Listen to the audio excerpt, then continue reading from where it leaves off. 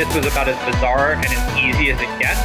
So the number for me was a number that would allow me to never have to work again. I feel like we got top. I went from a sale of $500,000 to in debt. $192 million. This is Built to Sell Radio with your host, John Warrillow. Hey, it's John Warrillow. I wanted to record this quick message to let you know that I've got a new book that's now available called The Art of Selling Your Business. And really, it's a distillation of some of the best practices I've heard from some of the smartest entrepreneurs I've interviewed for this show. You know, having done now more than 300 plus interviews for Built to Sell Radio, I've seen that there's this small group of founders who seem to really have incredible exits, ones where they make life-changing money from the sale of their company. And what I've tried to do is really analyze what are the transferable lessons among that small cadre of winning exits. I put those into an action plan, a bit of a just add water recipe card for punching above your weight when it comes to selling your business. The book is called The Art of Selling Your Business. It's available anywhere you buy books. Have you ever heard of something called platform risk? If you're a listener to this show, you may remember a few weeks ago, I interviewed 𝙁𝙊𝙐𝙇𝙇 out of South Africa, where he talked about the sale of 𝙭𝙬𝙬. 𝙭𝙬𝙬 grew very quickly on the back of its relationship with Shopify. You could get 𝙭𝙬𝙬 from the Shopify app store. And as Shopify grew, so too did 𝙭𝙬𝙬. Only problem is that you become beholden to one company and it can ultimately destroy your company, which is something my next guest, Andrew Gazdecki, found out the hard way. He built a wonderful business building iPhone apps, mobile apps for clients. And he'll describe the entire story of how Apple almost changed his life for the worse forever.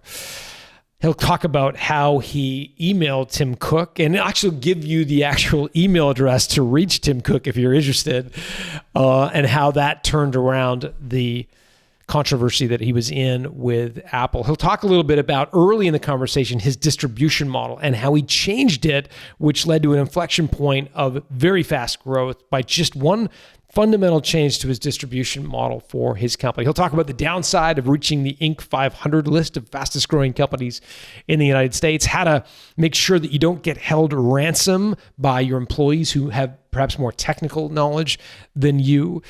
He'll talk also about how to perform reference checks on your potential acquirer.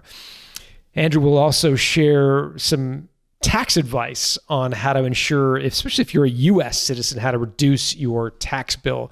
He'll also speak candidly why he ended up in a puddle of tears after selling his business for life-changing money. Here to tell you the entire story is Andrew Gazdecki.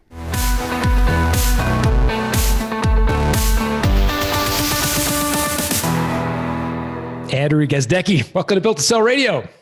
Thanks for having me, John. Excited to be here. Are you a Tigers fan? I can see the Detroit Tigers baseball hat. Yes.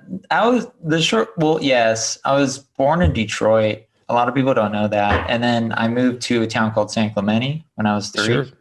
God just decided, I needed to be in a better area, luckily. I always kind of joke, if it wasn't Eminem, it was going to be me. But no, grew up in Detroit, or was born in Detroit, grew up in Southern California. Now I live in San Mateo Bay Area. Nice. So tell us a little bit about this company, Bizness Apps. What did you guys do? It's a good question. So it was a company I started in college. I was 21 when I launched the company, and we helped make mobile app development really simple and affordable for small businesses. So if I'm a lawn care company and I wanted to create like a way for my customers to book an appointment, you could use Bizness Apps to create a mobile application for that? Exactly. So This was 2010 when we launched the company. So we started with just iPhone apps. The backstory behind that too was I had a job board that connected mobile developers with businesses.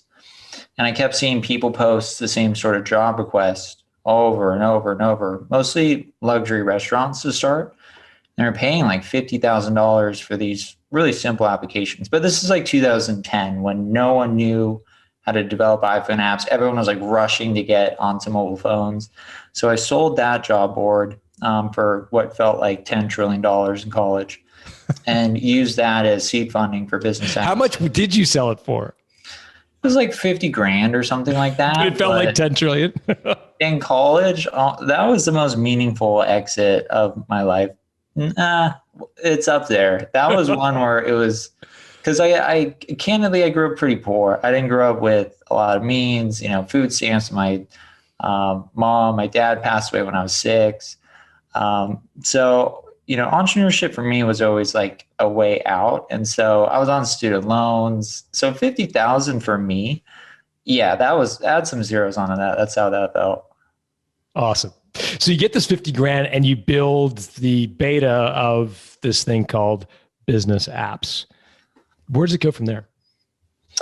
Yeah. So we initially started cold calling restaurants. So we built a small template that was terrible. Basically, we could only use it ourselves internally to actually build the apps for clients. But the idea was to have like a do-it-yourself app builder. And we eventually got there, but we bootstrapped the company. So we only raised $100,000, initially $50,000 from a local angel investor by the name of Christian Friedland, who pretty much changed my life. He founded a company called Build.com, which is basically Home Depot online. They do like $2 billion in GMV a year. And he basically helped mentored me and helped me build that company. But yeah, we started out cold calling. That didn't go so well. We acquired probably our first 70 customers cold calling. But the problem was it's super hard to sell to small businesses. It's a relationship type sale. And so we had this eureka moment, and I'll never forget it. And it was a customer who had built, we were lucky because we got a bunch of press early on. So we were featured in TechCrunch, Business Insider, New York Times, Wall Street Journal. We had this compelling story. It was like college kids making mobile apps for small businesses for less than the price of a newspaper ad. And so we got some inbound people using our platform and they had to spend hours trying to figure out how to make it work. And so someone in Switzerland built some really nice apps for some really large Ramada hotels. And I reached out to him, and I'm like 22. And I just thought, hey, this guy is probably really wealthy and very successful. I might have some advice on how to grow my business. And I talked to him, and he tells me he doesn't own the hotels. He was an agency that was doing the marketing for the hotels. And then my next question was immediately, okay, how can I get you to sell more of these mobile apps since you're building them for your customers? And that was the business model of Bizness Apps. It was a do-it-yourself app builder for small businesses. So yes, your lawn company could schedule reservations. We made a lot of apps for hair salons, bars, gyms, attorneys, any small business you could, even celebrities, athletes, Jordan Belfort from Wolf of Wall Street, some rappers. Like, we made more mobile apps than any other company in the world. We produced, at one point, we were powering 5% of the total apps in the iTunes App Store, which is kind of crazy. But yeah, so what that customer said was, if you can remove the branding of Bizness Apps from these mobile apps, I'd be able to go to my customers and sell these for a higher price, because they look at your website and they see the pricing, and I can't really justify, $1,000 setup fee or $100 a month to manage the app. And so the business model behind Bizness Apps, spelled BIZNESS apps.com, which is actually still up, and you can still build apps with it if you want. We white labeled the platform, and then we began partnering with thousands of web design companies all over the globe. So we partnered with 5,000 agencies at its peak, translated the platform in 40 different languages, some public companies, definitely some brand names that you would know. But that's where our trajectory went from, creating one app at a time to selling hundreds of apps at a time, and then eventually thousands of apps at a time. So really, these organizations that had these pre-existing relationships with small business owners, and we would just focus on the technology, leverage those relationships. And it was a win-win for us, and then a win for our partners as well.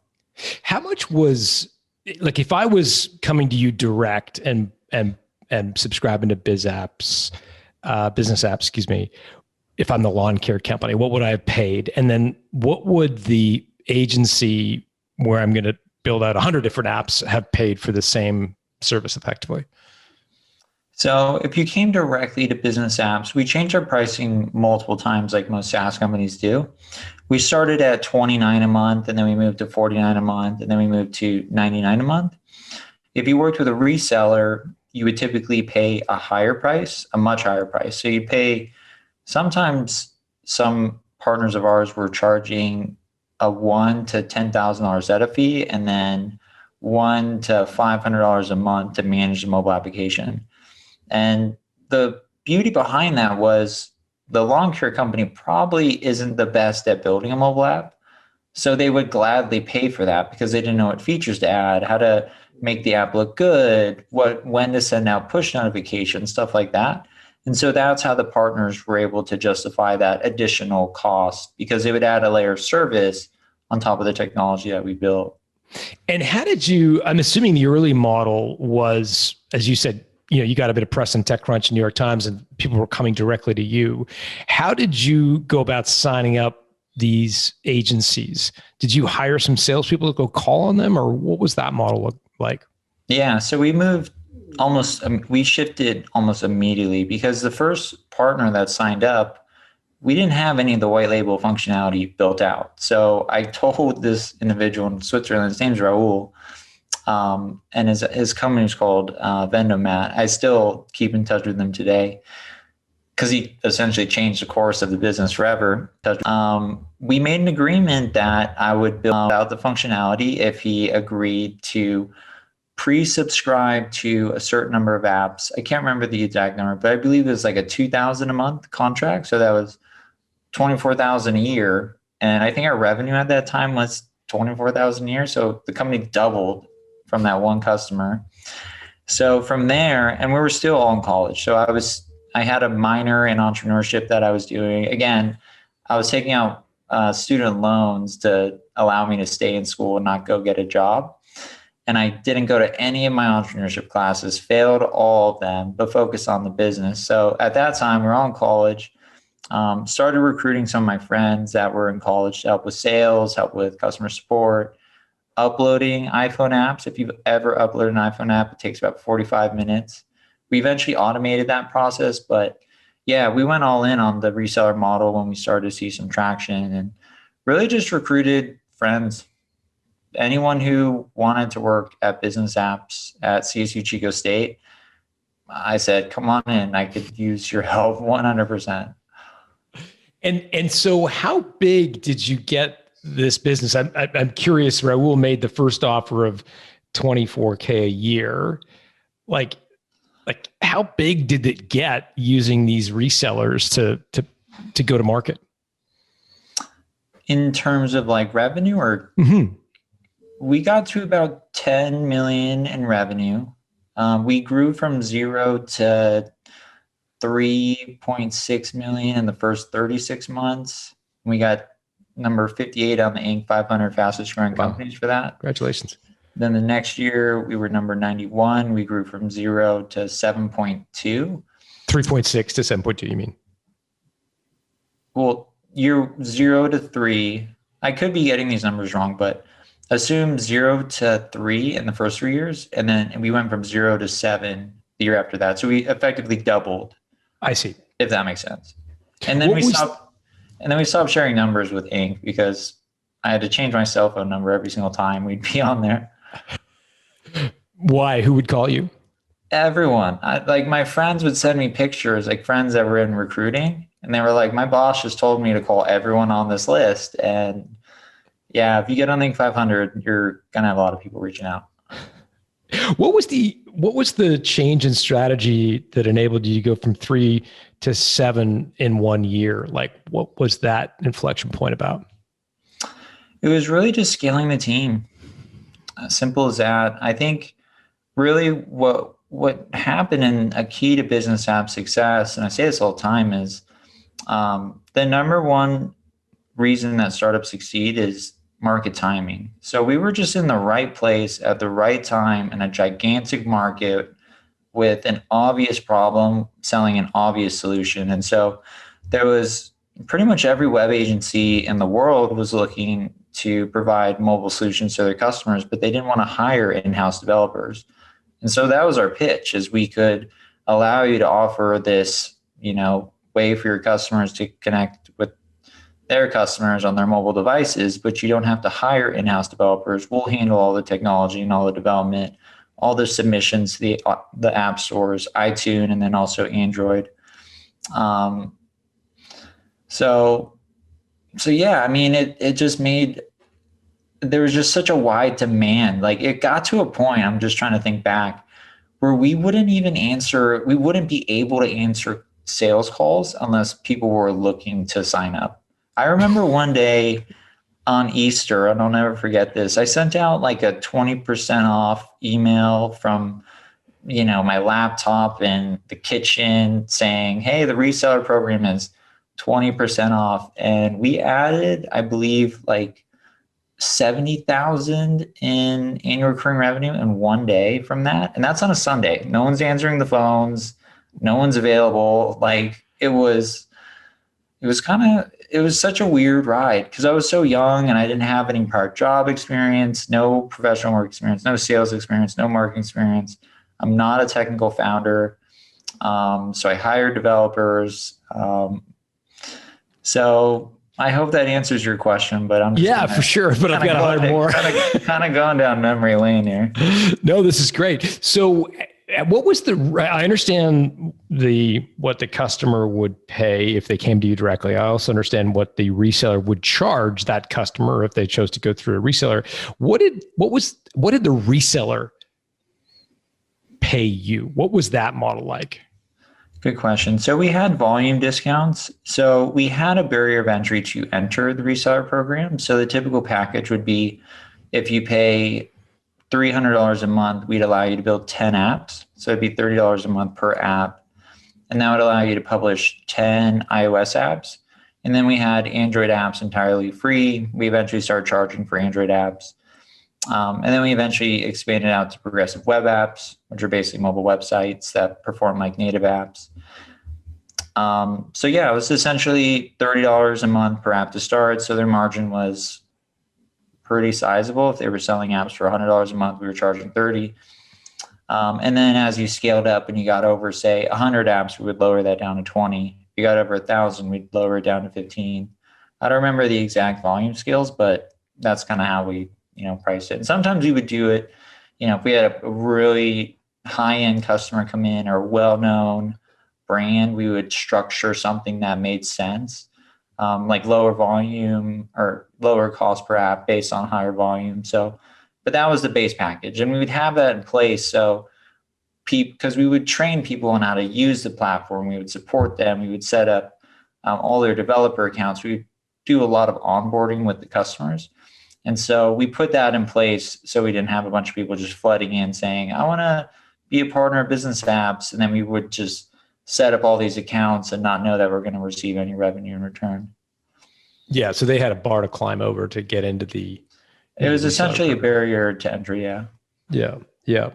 You mentioned you're, in your own words, not a technical founder, a non-technical founder, which is kind of a Silicon Valley term, right? Like when you're in the SaaS world, you've got, product people who are developers, and then you've got sort of sales and marketing folks. I think it goes beyond, in my experience, just software companies. There's all kinds of companies where, the founder is not necessarily deep in the weeds of what it is they sell.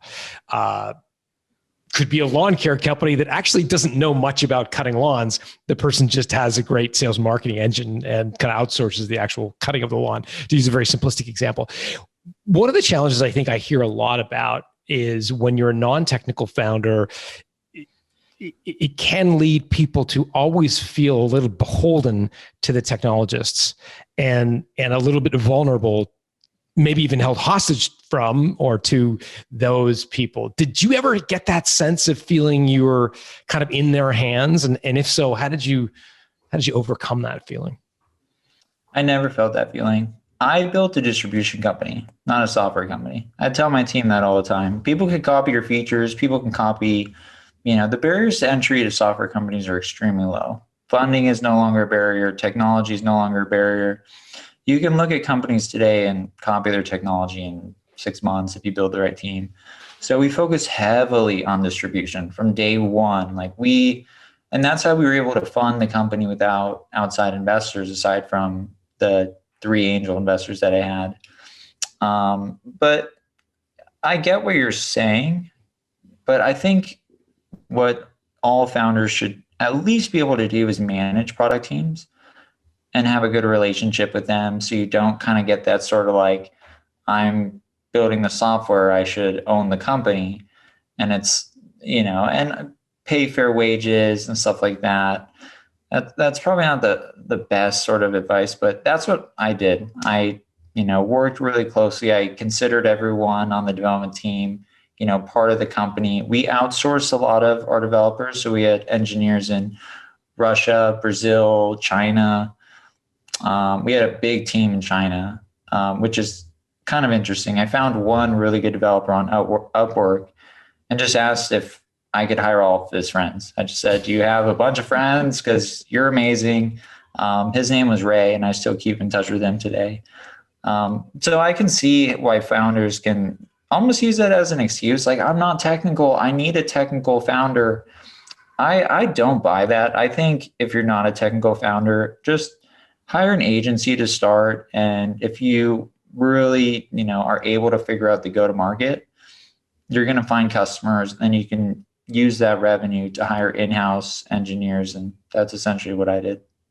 Got it. How big did you get this company? You mentioned you hit 10 million in ARR. Was there some sort of trigger that made you want to sell the company? Yeah. So we had a little bit of a battle with Apple in terms of their guidelines. So there was, for people listening that develop mobile apps, approval guideline 4.2.6. There's a bigger story behind that. I won't share the whole thing, but essentially, Apple made it a little harder to submit templated applications. And I actually worked with Phil Schiller to have this rejection changed and revised. But Give me, Phil Schiller works at Apple? I don't know who he is. He's the guy that gets on stage and basically presents. And so we got his attention. The longer story is we had an app that appeared on the Laura Kelly show. And at the time, Apple was saying the apps that we were developing would no longer be accepted into the App Store because they were built with the template. And it had nothing to do with the quality. It had nothing to do with the use cases of the mobile applications. And so, true story, I emailed Tim Cook, tcook at apple.com at like 9:00 on a Saturday, just saying like, hey, check out this mobile app that is on the Laura Kelly show. It was a mobile app that one of our partners made that helped prevent teen suicide. And it had these individuals showing the app and how it helped them. And I just asked a simple question. I said, hey, so you're banning templated apps. Are you saying that this app isn't helpful or relevant or beneficial to people? Does this not really belong in the App Store because it's built a certain way and you're not judging on the quality of the application? And then all of a sudden I see the email being opened, in Cupertino, San Francisco, Berkeley. And I was like, what's going on? And then Phil Schiller responded back, and we ended up having a little bit of back and forth conversation and, came to terms in terms of what those guidelines, how they can be revised. And we ended up kind of meeting in the middle. That affected the whole industry. So big companies really went out of business because of that. And so it didn't hurt us in terms of growth. It was just such a stressful time. It was so stressful. My whole team was like, what are we going to do? We had customers that were selling mobile apps to their customers, and they weren't able to get these apps approved. And this went on for maybe 5 months. And wow. And after that, and then once the approval guideline was removed, I was just burned out. I had so much of my net worth tied up in the business, essentially all of it. I was getting married in a few months, and I was just ready to sell. I wanted to move on to something new as well. I was 29 when the business was acquired. So I had kind of grown up building this business, and being so young, I wanted to go. I love technology. I love startups. But after going toe to toe with Apple, like it beat me down a little bit. I wouldn't say that's the reason I sold, but the point being there is when you run a business for 8 years, especially a startup like Bizness Apps, every year can feel like 4 years. It's so intense. There's so many competitors. And we saw a lot of competitors, blatantly copy our software that built substantial businesses, which I love to see. But it was just such a high pressure business, and, managing a large team, and, so long story short, I just kind of got tired and thought maybe this is a good time to sell the business. And we kind of got an offer that we couldn't refuse. And that's really what happened. I want to get into that next, but before we go there, take me inside your head. I'm just envisioning Apple announces this change, saying they're not going to let templated websites on. You've got almost 100 employees, I think, at the time, right? Yeah. And you've got literally thousands of these agencies selling tens of thousands of apps. Yeah. Like, what's a day in your life like during that 5-month window? Like, take me inside what that looks like. It was pretty rough, because they targeted the blood's us. rushing out of your face as you describe this, by the way. I mean, just thinking back. So I remember the day that we found out. So Apple announced the new guideline change at the Worldwide Developer Conference, which we always dreaded. Like, if you remember when the iPhone 5 came out, they made the screen size a little bit longer. We had to rush to, like, every app that we submitted now had to have these new iPhone 5 size screenshots. So every time WWC came out, we would basically be like, okay, watch this, and then some crazy new thing is going to be released for the iPhone. And we're going to have to scramble and update all of our iPhone code and all of our mobile applications. So we watched it, and it was announced, and we thought, okay, this is probably going to affect mostly like clone games. Like, we just make a game and you kind of, Justin Bieber is the main character, and then you reskin it, and then, Elon Musk is a character, and you just kind of keep reskinning it. That's who we thought it was targeting. And then I remember we were doing a mobile app launch at a local restaurant in San Diego. And my VP of product called me and he said, hey, one of our partners just had like 50 apps rejected all at once. Oh my God. And I'm like, oh, and I just thought, maybe this isn't a big deal. We'll go, every problem has a solution. We'll figure it out. I always try to think on the positive side, but it turned out it was a bigger issue. And so what Apple had essentially done was put a tracker on our mobile application. So any app that we submitted, no matter what, regardless of how it looked, regardless of the functionality that we built into it, was rejected immediately. Like, not even, because you get emails like your app is in review. And then usually when your app goes in review, you get another email like 2 days later that says your app's approved. It go in review, rejected. So immediate rejections, not even looking at our applications. And so we knew we had a problem. And so from there, we made appeals to Apple for extensions so we could essentially reconfigure our business model, because we wanted to work with Apple. We loved Apple. Like, they helped us build our business. But, they kind of helped, it was a love and hate relationship, especially with the constant changes and stuff like that. So a little bit of platform risk. But yeah, just thinking back what it was like, lots of conversations with customers around what we're doing. We didn't have a lot of answers at the time. A lot of conversations with the team about what we're doing, my communication with Apple. Luckily, I had some good connections into Apple. I had a friend that worked at Instagram. He connected me with one of the head Apple reviewers. So they were very helpful in terms of working with us. So we got like a 3-month extension, which meant we had to start building more custom applications, and we just were scrambling to reconfigure our software. And then we were scrambling to improve our progressive web applications. And so all of that was working, but we still had this like pipeline of applications that we were wanting to submit to Apple, but they'd be rejected. So it was tough, but I mean, we got through, we kept pushing. And, the only reason we really got through that was my team was just so good. Some teams would have quit. Some teams would have been like, and a lot of companies actually, either merged or went out of business entirely or just completely pivoted. But we just worked with Apple and figured out a solution. But it wasn't fun. I'll just kind of leave it at that.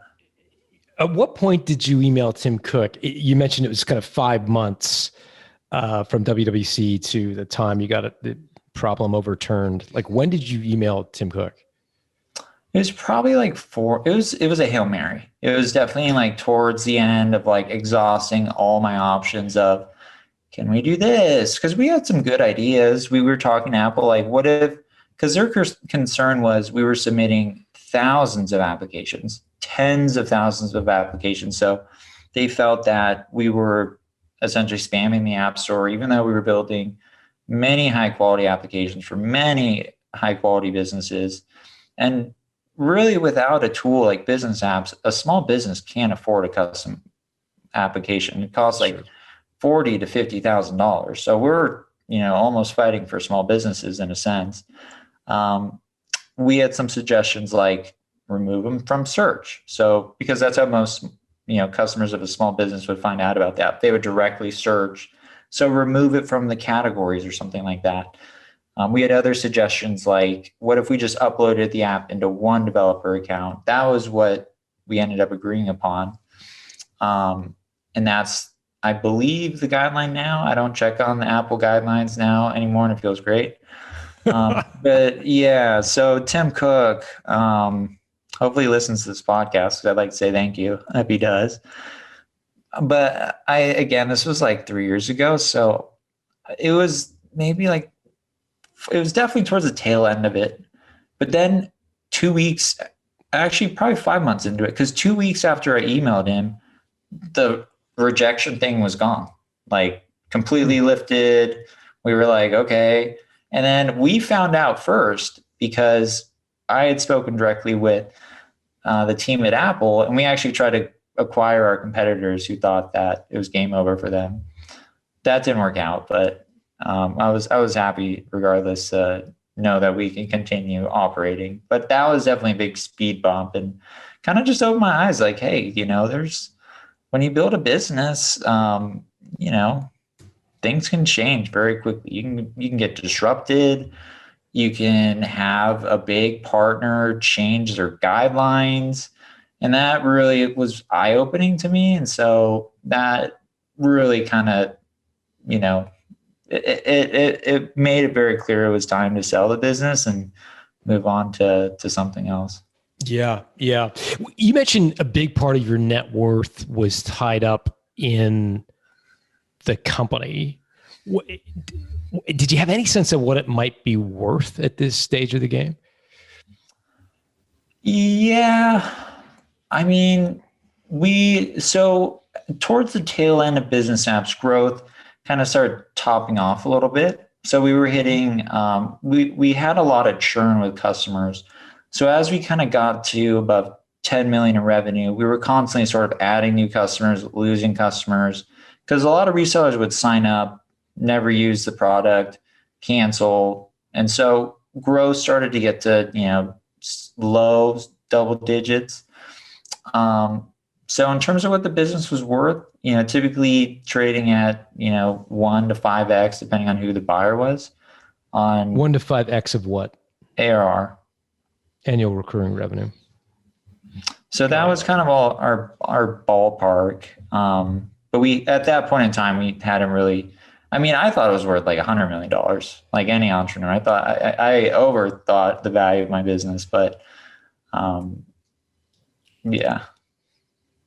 So where do you go from there? So you make the decision, I'm out, like it's just too emotionally draining. I'm 29. I've got, I'm getting married. Like, did you hire an investment banker or what was the next step?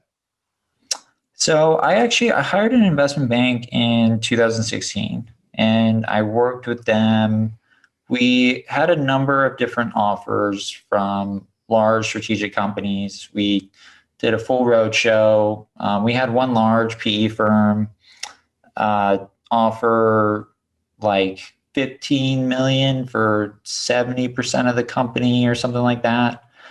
And I was young. I was like 26 or something. So I still had a little bit of gas in the tank. And I was like, no, this is $100 million business. Let's keep going. Okay, but I got to pause you there. In your own admission, you grew up with food stamps.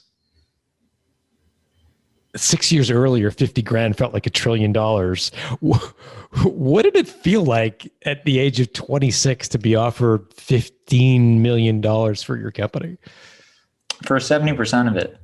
So the idea was they were going to bring in a new CEO who had prior experience building enterprise mobile applications, take the business up market. I get a stake in sort of seeing them. You know, they were going to do a roll up and all this Second bite of the apple. You probably got that pitch. Yeah. I mean, I called my mom. She was kind of crying. She was like, what did she say? I can't remember. We were in Boston. I was in Boston. So I was just by myself in Boston and just called her because I had just got out of the meeting. And, it wasn't like a done deal, but we went to like the fanciest restaurant ever and like the most expensive steak I've ever had. And this guy, and I won't say the firm, but this guy's worth, I don't know, $1 trillion or something like that. And, the bankers I was working with were like, he never comes to dinner. So the fact that he's coming to dinner is a really good sign. And then I went to get a beer with the person that was going to be coming on, who was an entrepreneur in residence at the private equity firm.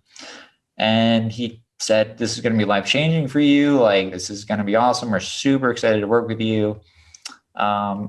And I got back to my hotel room and I called my mom. I was like, Mom, like, it went from like, we're interested to like, we're serious. And I just didn't know. I don't know. Thinking back, I didn't really like understand, I didn't like think like, this is enough money to retire on. I think I remember feeling like, what, I think we do better than this or something like that, but I was thrilled and I was humbled that they would offer something along those lines. What'd your mom say? I can't remember. I don't think she believed me.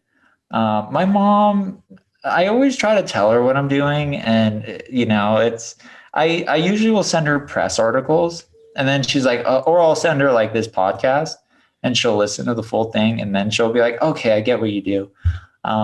So I don't think she really believed me, if I'm being honest. I think she was like, oh, I'm so proud of you. Like, this is great.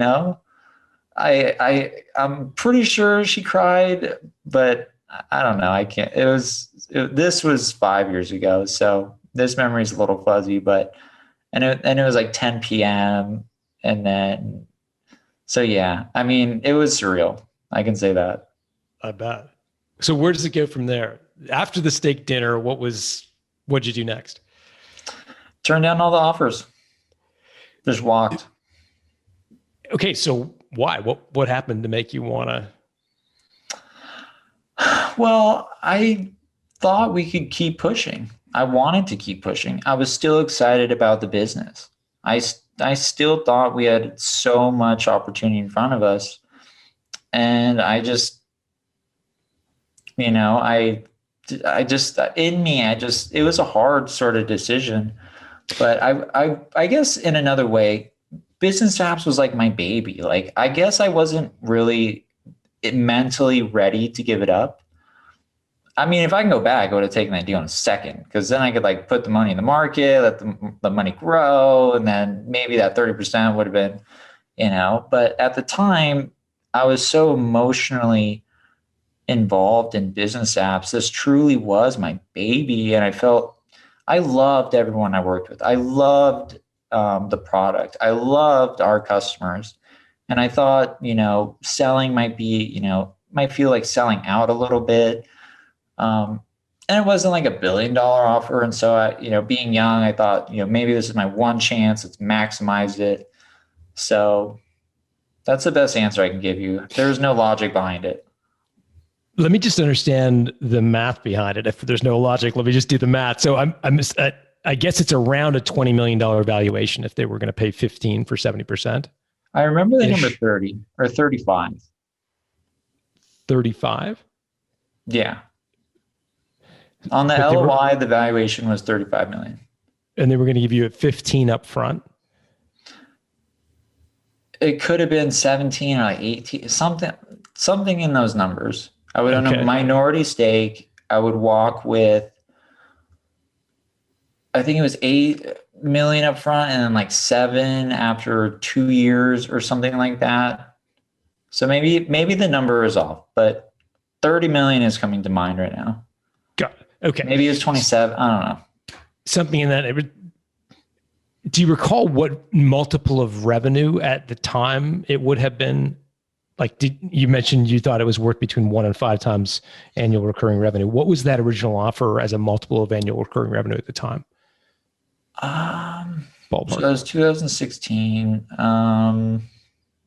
Maybe like 4x revenue. I think we were at 7 million at that point when we went to market. Got it.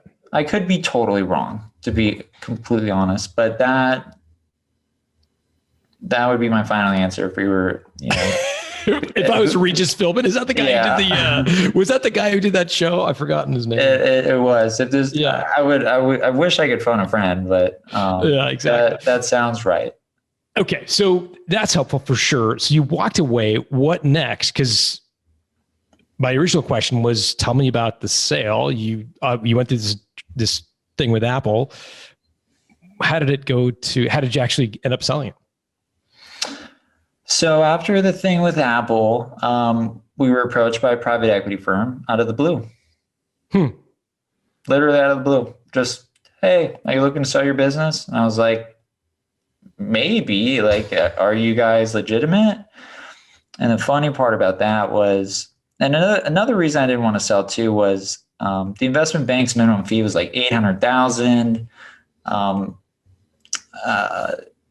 It was going to be like a huge fee on that. So I just thought, I don't know, you guys have the best job in the world. Like, you just introducing me to a few people and you're going to walk away with $1 million. So once we were approached by the PE firm, our tail with the investment bank was gone.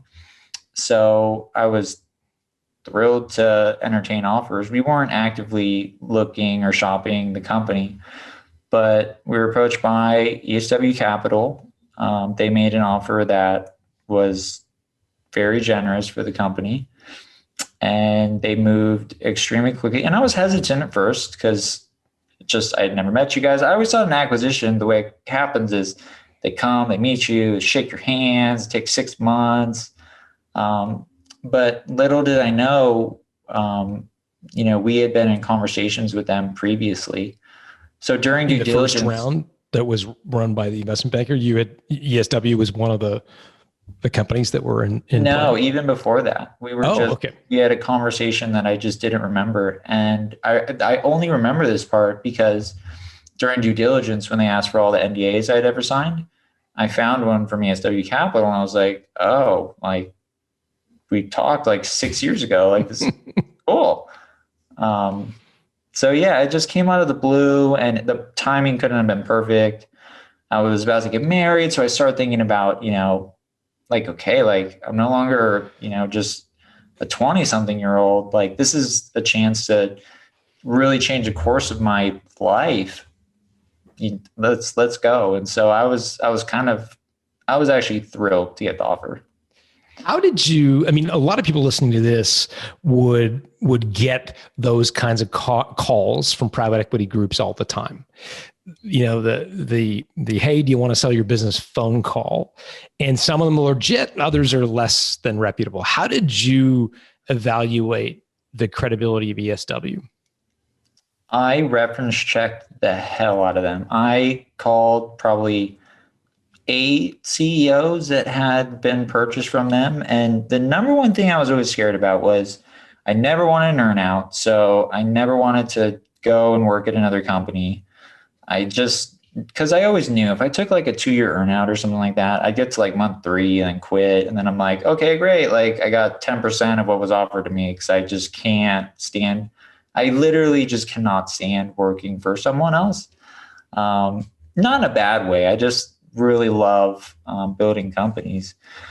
So I reference checked them, and their terms were all cash, 30-day due diligence, so quick due diligence.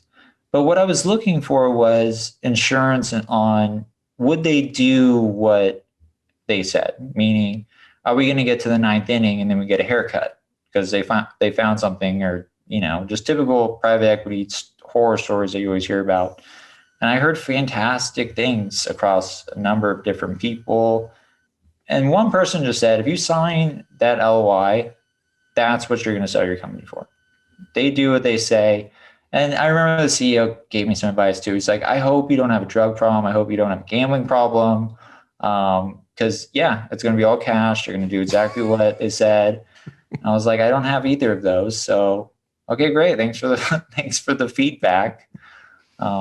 I don't know if he was saying that because something went wild on his end, but yeah, just did reference checks and made sure they were a credible buyer. And I heard great things and moved forward.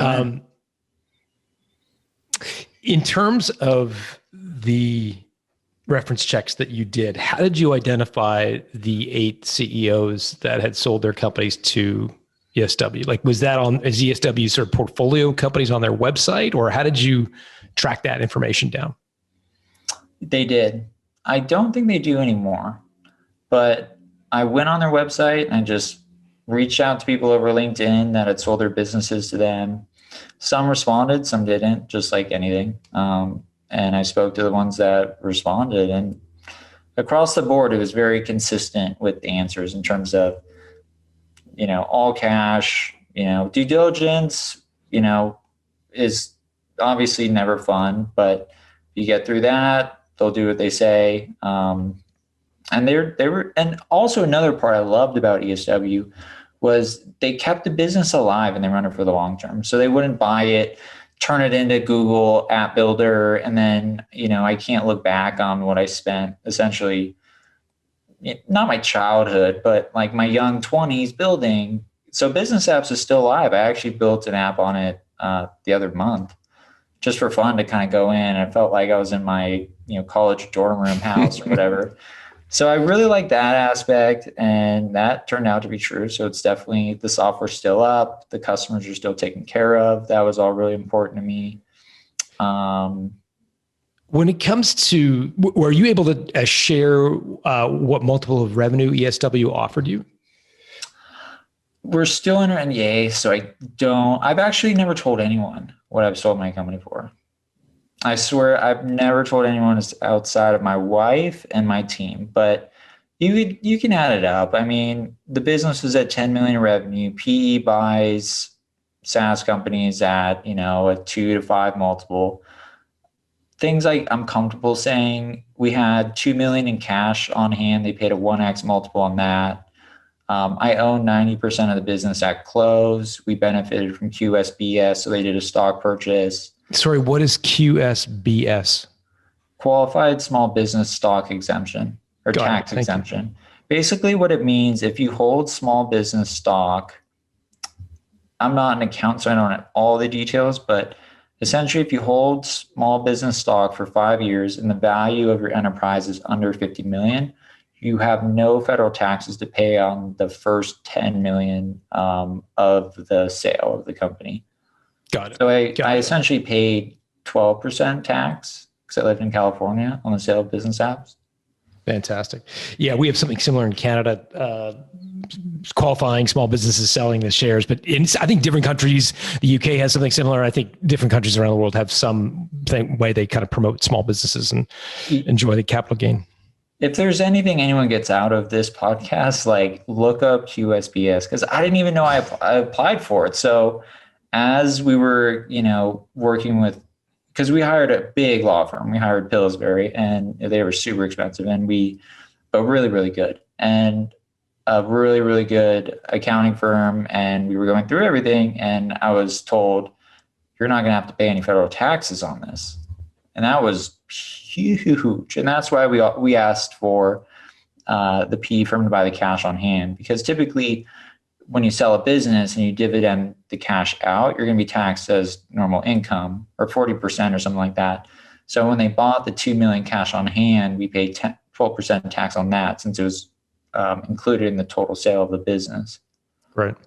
So the structure of the deal was just very tax favorable, and allowed me to maximize the outcome personally, which I greatly appreciated. Yeah. How did you handle the Apple saga with ESW? At what point did you share with them that 5-month saga? So it was documented in TechCrunch. We had like a petition. There was no way you couldn't see it. So we didn't even have to really talk about it. And it was already, the guidelines had been officially changed. I worked with the reporter at TechCrunch in terms of covering the news, sharing the story. If you look up Apple 4.2.6 TechCrunch, you'll see images of business apps, mobile apps at the top. So we helped kind of share that story. And obviously when the guidelines were changed, we helped explain that as well in terms of what we were hearing from Apple. So it was really public. There was nothing to really hide. It was just, this is kind of the world of Apple. Guidelines change. We don't have control over that.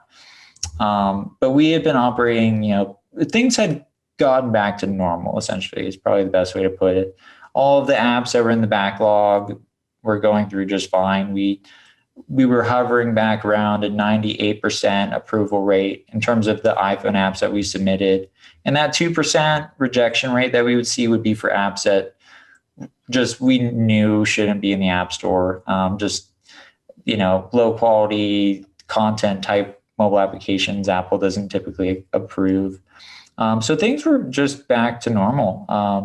So I guess my question though is, GSW would have obviously been aware of the liability, frankly, or the potential liability the company had on its dependence on Apple. Did they raise that with you, or did you have to allay their concerns that, who knows what the next regulation is going to be, and that could effectively, jeopardize the business as seriously as it did in your hands? It was never like a meaningful conversation, but it was discussed, and it was explained that, like I said, when the iPhone 5 came out, we had to scramble to change our software. I could name a number of different scenarios. Like I'm sure they've had to update the software with the new iPhones. They have the iPhone mini, like you have to adapt the mobile app to apply to all the screen sizes or they won't be approved. So we discussed that a lot in terms of, our relationship with Apple, how we, improve our apps when Apple makes changes. How do we get notified? That was more of the topic. Like, how do we continue to make sure that our apps are up to Apple's really high bar for approval? I remember talking about that a lot in terms of just, our quality control, how we had a lot of built-in things to ensure that apps would be approved. You couldn't even submit an app to our team unless you literally had every part of your app filled out. If you had the word Android mentioned in an iPhone app, you couldn't submit it to our team because that was something that Apple would reject. You couldn't mention Apple, BlackBerry. There was all these like little approval terms. So we had like a really advanced and scalable system that we had built that allowed us to, constantly have apps approved. So I remember we were looking at our approval rates pretty frequently. And again, they were at 98%. So that was most of the conversation. But really most of the conversation was around existing customers. So how many existing customers did we have? How many existing live apps did we have? And those numbers were pretty sizable. Because again, I'm pretty sure we made more mobile apps than any other company in the world. So that was another focus, is how do we maintain these apps? How do we keep these customers happy? How often do you have to update the applications? Because there was a lot of moving parts. And that's kind of where most of the discussion was. But yeah, I can see it being a concern, but I don't recall having really any conversation around that specific topic, because we had 6 months to show that approvals had been going well and the business was operating. Well, you mentioned that you've never told anybody what you sold your company for other than your wife and your team. What was your team's reaction when you told them? So I waited until we had a closing date, because so this is kind of funny. So during due diligence, it was me, my VP of product, my VP of engineering, and my CFO, and we just locked ourselves in our conference room. And if you have like the whole exec team just locked in a conference room, everyone's going to be like, what's going on?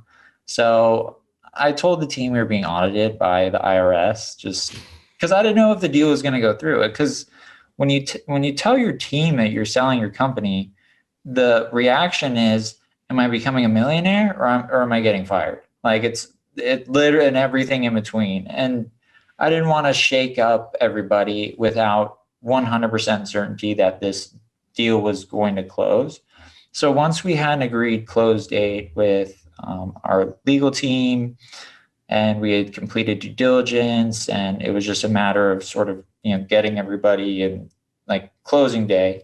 And we had a formal closing day, which I'm happy to talk about, which was surreal.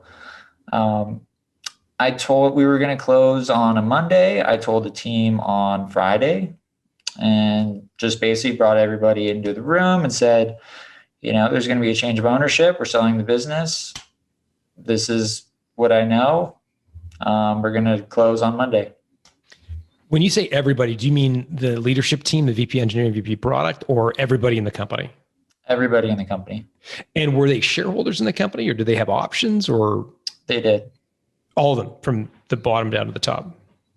Yeah. So some had unvested shares. There were, new employees with a 4-year stock option, 1-year cliff. So everyone received, and then on top of that, ESW Capital gave me a $500,000 bonus to do whatever I want, like to start my own next company or whatever.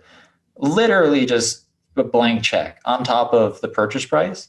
And so what I did is I took that $500,000 and I distributed it entirely to my team.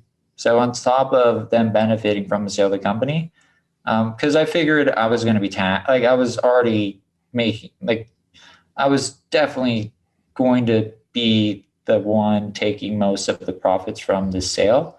So I took that $500K and distributed it across my team based on, I can't remember exactly how I did it, but the largest bonuses went to my exec team or how long you had been with me. So everyone benefited from the sale. How like as a percentage of 1 year's salary would these bonuses have been for folks? Would it have been like 10% of a year's salary or 50%?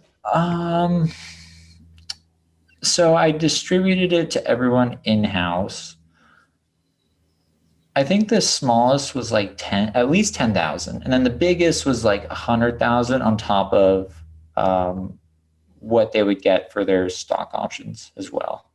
Got it. So I had this big Excel sheet that I had like everyone's name in it, like divvying up the 500K on top of, and then I let kind of the attorneys figure out who's getting like what and stuff like that. Because I sent that to ESW, so they would send the money directly to these people instead of just me, so I don't get taxed, and then I got to send it to them. Yeah. What was the reaction? Honestly, there was some cheers and there was some champagne popping. There's a little bit of everything. We were like a family. And I was going to leave the company. So I had a 90-day transition plan. I had already started working on another company, which I don't recommend if you're selling a business. Take a break, travel the world when you're allowed to.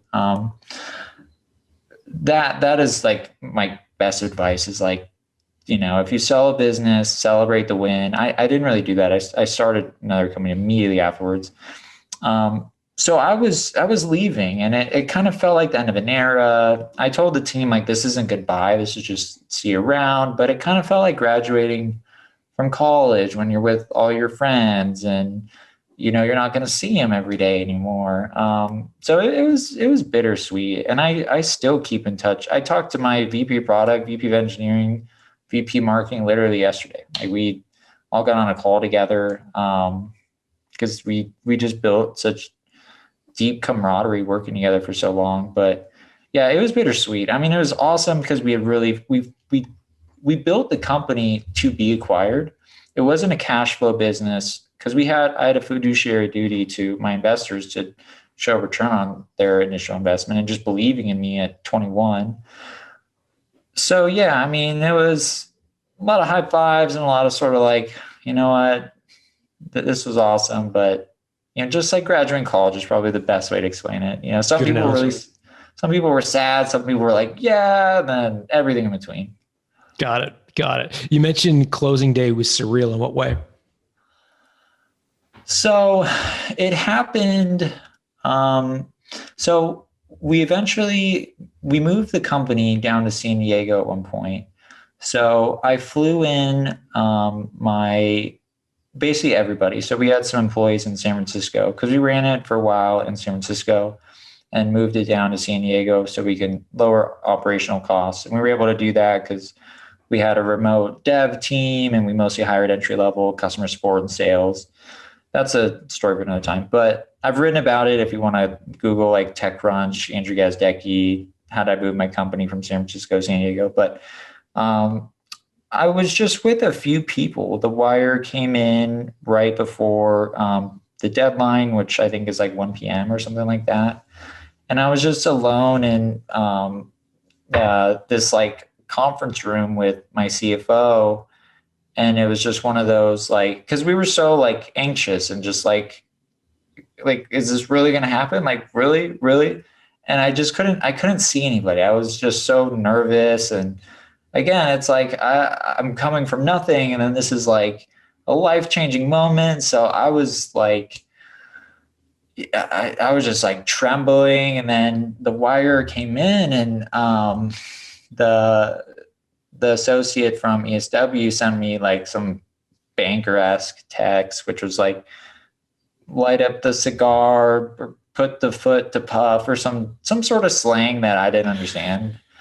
And I checked my bank account, and I just was kind of like, and then I had to leave the office. I left immediately. I went home, hugged my wife. I cried as lame as that sounds. Yeah, I cried because it was just such a culmination of so much work. And, I worked like 100-hour weeks for like 8 years, and we finally sold the company.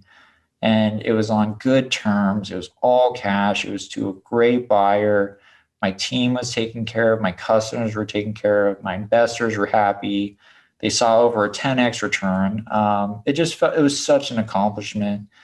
But also at the same time, I was scared too. I was just really scared in terms of, this was something I spent so long building. Like, who am I now? Like, I remember feeling like that for a little bit. So it was also kind of a bittersweet sort of like, this is amazing, but then, kind of once, this is awesome feeling kind of hangover comes in, you start to think, oh, what did I just do? Like, I really love that company.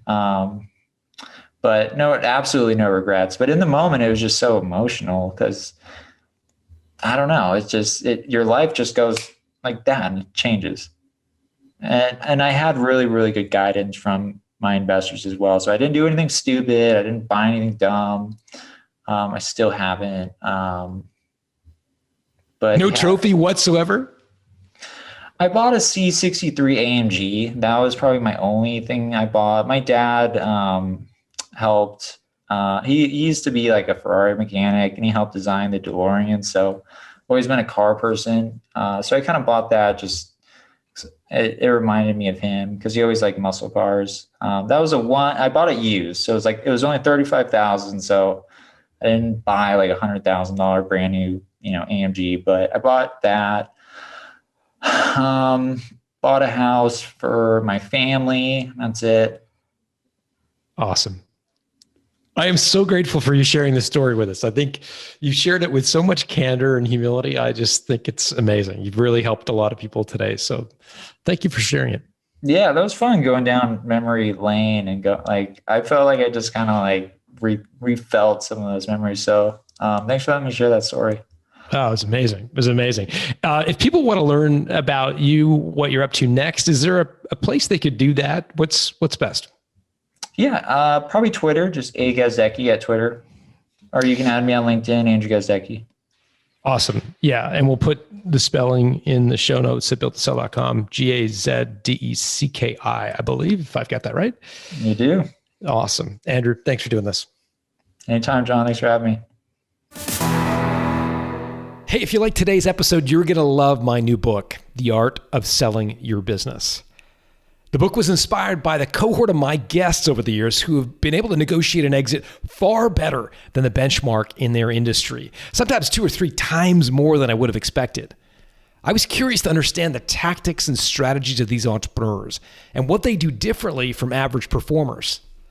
The result is a playbook for punching above your weight when it comes to selling your business. To learn more, go to builttosell.com/selling. where we put together a collection of gifts for listeners who order the book. Just go to builttosell.com/selling.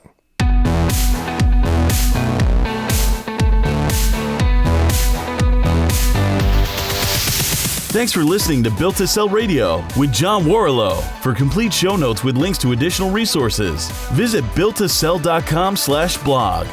John is the founder of the Value Builder System. To find out how to improve the value of your business by 71%, visit valuebuildersystem.com. John is also the author of Built to Sell, Creating a Business That Can Thrive Without You, and The Automatic Customer, Creating a Subscription Business in Any Industry. Connect with John at facebook.com/builttosell or on Twitter at John Warrillow, WARRILLOW. Thanks for listening.